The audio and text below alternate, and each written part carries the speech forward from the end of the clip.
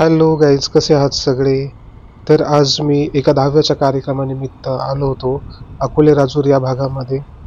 आजकाल अकाली मृत्यूचं प्रमाण इतकं वाढलंय का कधी कुठे कुणाचा नंबर कसा लागेल काही सांगता येत नाही. असो, तर बराच दिवस झाला आपल्या चॅनलवरती मी एकही व्हिडिओ अपलोड केलेला नव्हता. सो आज ठरवलं की रस्त्यातच असलेल्या घोरपाड आईच्या मंदिरात जाऊन एक भेट द्यावी, तसेच तिथेच असलेल्या रंधा वॉटरफॉलचा एखादा व्हिडिओ बनवावा. सो मी लगेच गाडी वळवली आणि निघालो ते थेट घोरपाड आईच्या मंदिराकडे. हे ठिकाण रस्त्याच्या म्हणजे अकोले भंडारदरा रोडच्या अगदी कडेलाच असल्यामुळे अगदी कोणीही सहज भेट देऊ शकतं. अगदी चालता चालता तुम्ही इथे फेरी टाकू शकता. प्रावरा नदीच्या पात्रातच हे मंदिर आहे आणि तिथेच प्रसिद्ध असा रंधाचा वॉटरफॉल आहे. या घोरपाड आईची वर्षाला एक मोठी जत्राही भरते. मला कधी योग आलेला नाही या जत्रेला येण्याचा, पण आयुष्यात एकदा तरी नक्की येईन. अकोले भंडारदरा रोड पासून अगदी 1 मिनिटाचा हा रोड आहे. लगेचच दुकानं लागतात. ही दुकानं आता बंद दिसत आहेत, विकेंडला बहुतेक चालू असतात. असंच वळणावळणाने खाली उतरल्यावर आपण थेट पोहोचतो ते प्रावरा नदीच्या पात्रामध्ये. इथून थोड्याच अंतरावर रंधा हे गाव आहे.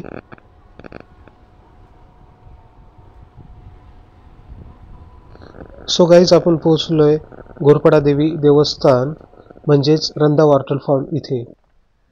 सो इथे पोहोचताच नदीपात्रातील उबडधोबड खडकावरून रस्ता काढत थेट निघालो ते देवीच्या मंदिराकडे. मला पाहताच एक कुत्रा रस्ता दाखवण्यासाठी पुढे सरसावला.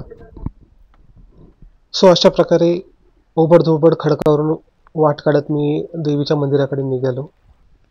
पण एक आहे की इथे आपल्याला डोंगर दऱ्यांची चढ उतार करण्याची आवश्यकता नाही. फक्त ओबडधोबड खडकांवरून व्यवस्थित रस्ता काढत चालावं लागतं. पण पावसाळ्यात मात्र देवीच्या इतक्या जवळ जाऊन दर्शन घेणं शक्य होत नाही, कारण पाण्याचं प्रमाण वाढलेलं असतं. त्यामुळे पुरामधून त्या साईडला जाणं शक्यच होत नाही.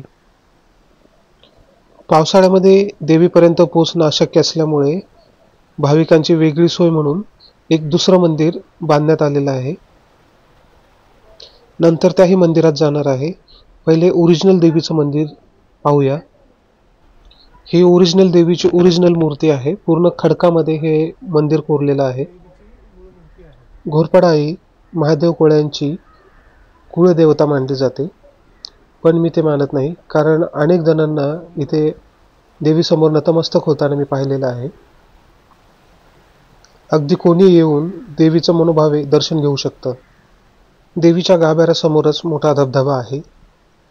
बाजूलाच हे छोटंसं मंदिर आहे. ह्या देवतेबद्दल मला कोणतीही माहिती नाही. जर कोणाला माहीत असेल तर कमेंटमध्ये सांगा प्लीज. पावसाळ्यामध्ये हे मंदिर इतक्या जवळून पाहता येणं जवळजवळ अशक्य आहे. जत्रेमध्ये भक्तांना चांगल्या प्रकारे दर्शन घेता यावं यासाठी गाड्या लावून अशी व्यवस्था केलेली आहे.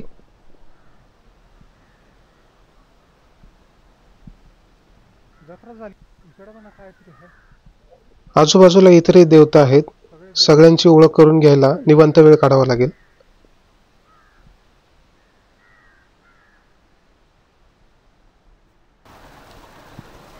देवीच्या गाभाऱ्याच्या समोरच असलेला हा सर्वात मोठा धबधबा. सध्या उन्हाळ्याचे दिवस चालू असल्यामुळे पाण्याचं प्रमाण खूपच कमी आहे. तसं पावसाळ्यातही पूर्ण भरून वाहताना हे पाणी दिसत नाही, कारण वरच्या बाजूला भंडारदरा हे धरण असल्यामुळे पाणी साठा पूर्ण झाल्यानंतरच इकडे पाणी सोडलं जातं. कदाचित ऑगस्ट महिन्याच्या आसपासच तुम्हाला हा तुडुंब भरून वाहताना दिसेल. ओरिजिनल देवीचं दर्शन घेतल्यानंतर मी आजूबाजूचा परिसर पाहायला सुरुवात केली. आजूबाजूचा परिसर पाहत असताना जुने दिवस आठवले. इथूनच थोड्या अंतरावर असलेलं टिटवी हे माझं गाव. लहान असताना सुट्टीमध्ये गावी आलेलो होतो. तेव्हा गावापासून दळणवळणाचं कोणतंच साधन नव्हतं. तेव्हा बस पकडण्यासाठी माझ्या गावापासून पायी पायी रंधा या ठिकाणी म्हणजे या ठिकाणी बस पकडण्यासाठी यावं लागायचं. तेव्हा माझा मोठा चुलत भाऊ मला या ठिकाणी घेऊन आला होता. पण त्यावेळेचं दृश्य हे फारच वेगळं होतं. तेव्हा ह्या दिसणाऱ्या सिमेंटच्या लाकडी झोपड्या तसेच सिमेंटचे लाकडी ब्रिजही नव्हते. मोठे मंदिरही रिसेंटलीच बांधण्यात आलेले आहे. हे सगळं अलीकडेच्या काळामध्ये केलं गेलेलं आहे. पूर्वी नदीच्या पात्रातूनच फिरावं लागायचं. अलीकडच्या काळातच मोठ्या प्रमाणात सुशोभीकरण करण्यात आलेलं आहे.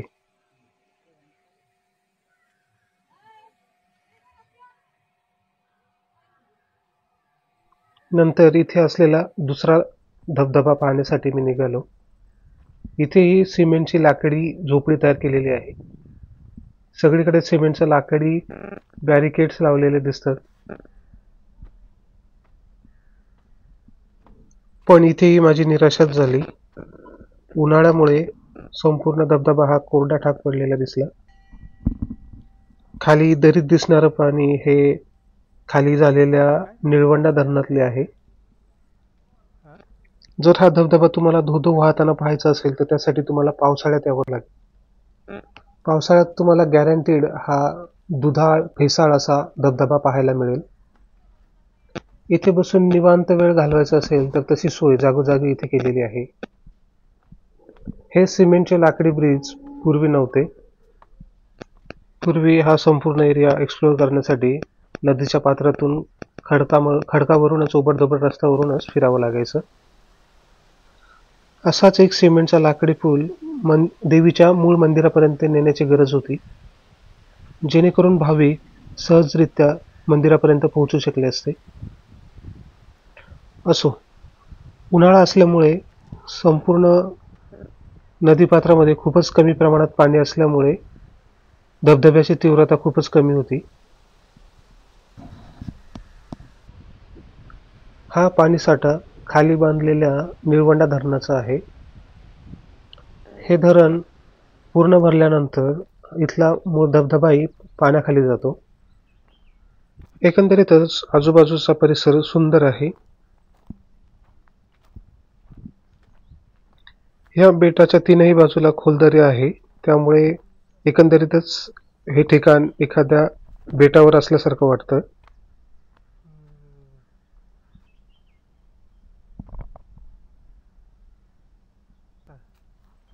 इथे जागोजागी अशा सिमेंटच्या लाकडी झोपड्या बांधलेल्या आहेत, जिथे बसून तुम्ही पिकनिकचा आनंद घेऊ शकता. हा निळवंडे धरणातील जलसाठा आहे.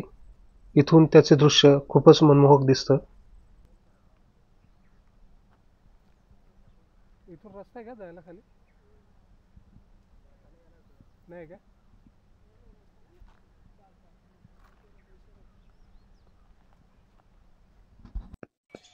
सो इथून निघताना घोरपाडा आईचं दुसऱ्या मंदिराचं दर्शन घेतलं.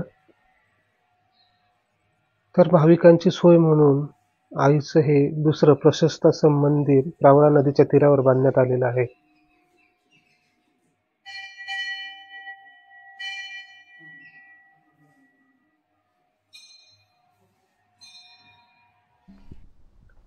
रंधा वॉटरफॉल वरून निघाल्यानंतर खूप पुढे आल्यानंतर त्याच वाटेला माझ्या भाचीचे घर आहे. सो तिला भेट देण्यासाठी थेट तिच्या घरी आलो. भाचीचे घर शेतातच असल्यामुळे शेतात आलोय की घरी आलोय ते समजतच नव्हते. घराच्या बाजूला छान फुलांची झाडं लावलेली आहेत. शेताच्या मध्यभागी घर असल्याने घराच्या चारही बाजूला शेत आहे. आजूबाजूला वेगवेगळ्या फुलांची फळांची झाडं लावलेली आहेत.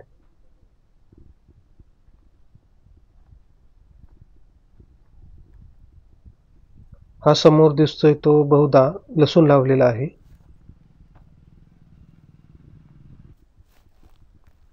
हा जनावरांसाठी चारा लागवड केलेली आहे. एकंदरीत घराच्या चारही बाजूला शेती असल्यामुळे सर्व बाजूनी काही ना काही लावलेलं दिसतं.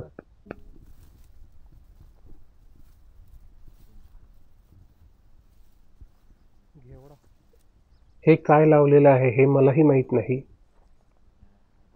घराच्या दुसऱ्या बाजूला ही वांगी लावलेली आहेत. पाण्याच्या अभावी वांग्यांचा सीझन जवळजवळ आता संपत आलेला आहे. अजूनही कुठे कुठे अशी वांगी लागलेली पाहायला मिळाली. एकंदरीत घराच्या चारही बाजूला अशी वेगवेगळी पिके लावलेली दिसतात. हा घेवडा लावलेला आहे. अलीकडेच घेवड्याची तोडणी सुरू झाली आहे. शेतीला पाणी पुरत नसल्यामुळे त्यांनी हा शेततळा बांधायला घेतलाय. थोड्याच वेळात सर्वांना हाय बाय करून इथून काढता पाय घेतला. न सांगता बॅगेत वांगे आणि वालाच्या शेंगा भरल्या गेल्या. सर्वांचा निरोप घेऊन निघत असतानाच हे जे क्लिपमध्ये दिसतंय ते छोटंसं कुत्र्याचं पिल्लू नजरेस पडलं. खूप विनवण्या केल्यानंतर नाईलाजाने पाहुण्यांनी तो एक कुत्र्याचं पिल्लू आपल्या स्वाधीन केलं. पाहुण्यांचं मन बदलण्याच्या आत तिथून काढता पाय घेत गाडी थेट घराच्या दिशेने दामटली. सो आय होप मित्रांनो तुम्हाला हा व्हिडिओ आवडला असेल तर नक्कीच लाईक करा, शेअर करा, सबस्क्राईब करा आणि तुमच्या काही प्रतिक्रिया असतील त्या कमेंट्समध्ये कळवा. या व्हिडिओमध्ये इथेच थांबूया. भेटूया नेक्स्ट व्हिडिओमध्ये. Bye bye.